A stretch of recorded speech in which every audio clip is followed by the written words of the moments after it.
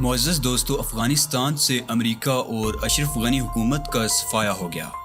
طالبان نے 113 اضلاع پر قبضہ کر لیا، جس کے بعد اشرف غنی افغانستان سے فرار ہونے کی تیاریاں مکمل کر چکے ہیں۔ طالبان نے افغانستان میں کس اسلامی نظام کے نفاذ کا اعلان کیا ہے اور پاکستان نے کس طرح سے طالبان کو اقتدار دلوایا؟ آج کی زیر نظر ویڈیو میں ہم آپ کو افغان سرزمین کی تازہ ترین صورتحال سے آگاہی دینے کی کوشش کریں گے۔ تاہم آگے بڑھنے سے قبل آپ سے صرف اتنی گزارش ہے کہ ویڈیو کو آخر تک لازمی دیکھیے گا۔ تو آئیے چلتے ہیں موضوع کے اصل حصے کی جانب۔ معزز ناظرین گرامی، طالبان کی سرزمین رفتہ رفتہ امن کی جانب بڑھ رہی ہے۔ گزشتہ 4 دہائیوں سے لہو میں لپٹی اس سرزمین کو آخر کار امن نصیب ہونے جا رہا ہے۔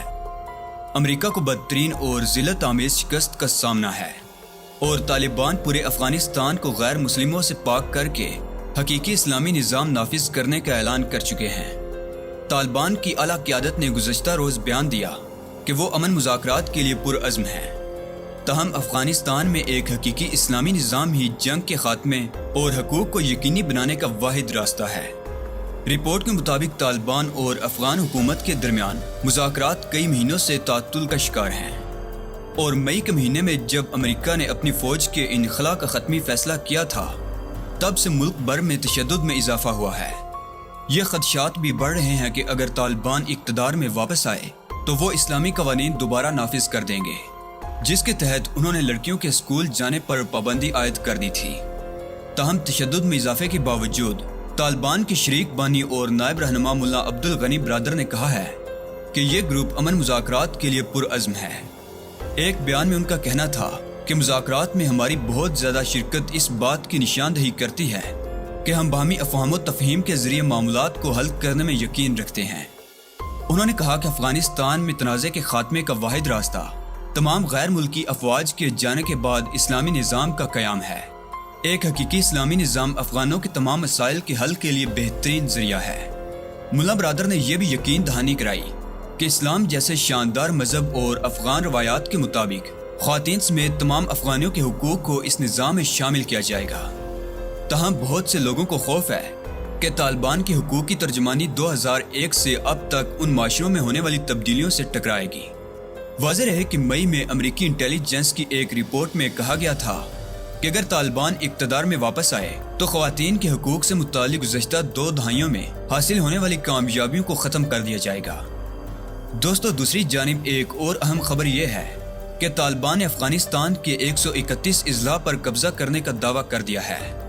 ترجمان طالبان کے مطابق جنگجوؤں نے 6 ہفتوں میں افغانستان کی مزید 70 اضلاع پر کنٹرول حاصل کر لیا ہے۔ اس وقت طالبان کا 131 اضلاع پر قبضہ ہے۔ انہوں نے دعویٰ کیا ہے کہ ملک کے تمام صوبوں میں طالبان نے کئی اضلاع کو کنٹرول میں لے لیا ہے۔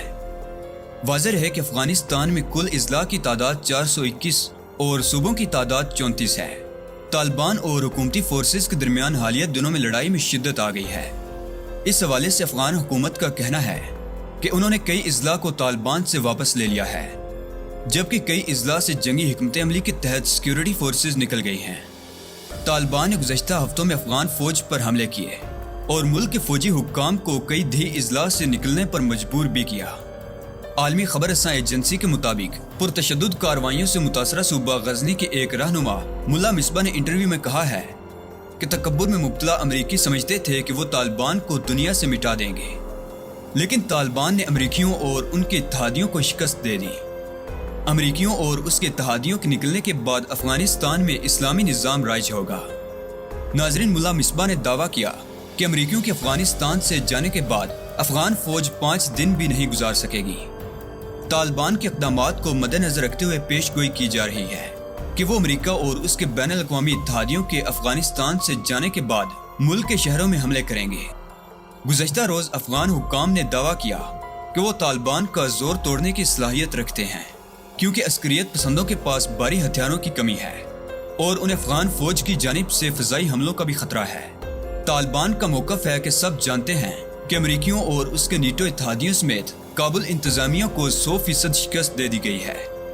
ماہرین کہتے ہیں کہ امریکہ افغانستان سے فوج کے انخلاء کے آخری مراحل میں پہنچ چکا ہے اور ساتھ ہی وہ طالبان کے خلاف کارروائیوں کے لیے خطے میں نئے فضائی اڈوں کی تلاش میں بھی ہے۔ اس تناظر میں امریکہ اور پاکستان کے درمیان جب حال ہی میں سفارتی سطح پر رابطے ہوئے تو نئی قیاس آرائیوں نے بھی جنم لیا۔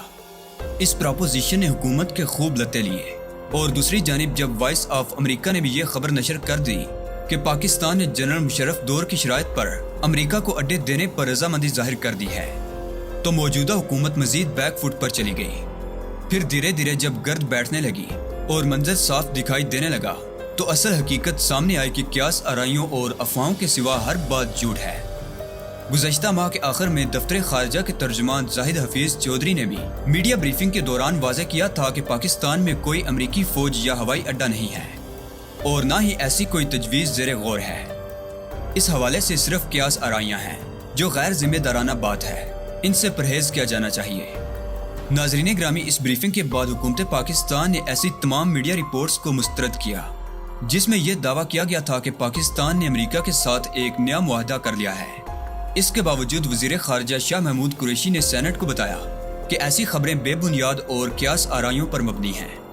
وزیر خارجہ نے ایوان میں یہ بات واضح کی کہ عمران خان کی سربراہی میں پاکستان اپنی سرزمین پر امریکی اڈے بنانے یا پہلے سے موجود اڈے استعمال کرنے کی اجازت نہیں دے گا، لیکن شک و شبہات کی فضا بدستور قائم رہی اور قیاس آرائیوں میں کمی واقع نہ ہوئی تھی، کیونکہ اس معاملے کو قومی میڈیا کے ساتھ انٹرنیشنل میڈیا بھی بے بنیاد تجزیوں سے مبہم بنا رہا تھا۔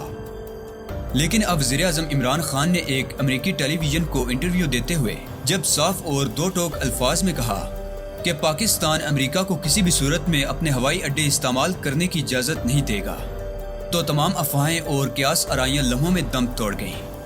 اس کے بعد منظرنامہ یکسر بدل چکا ہے۔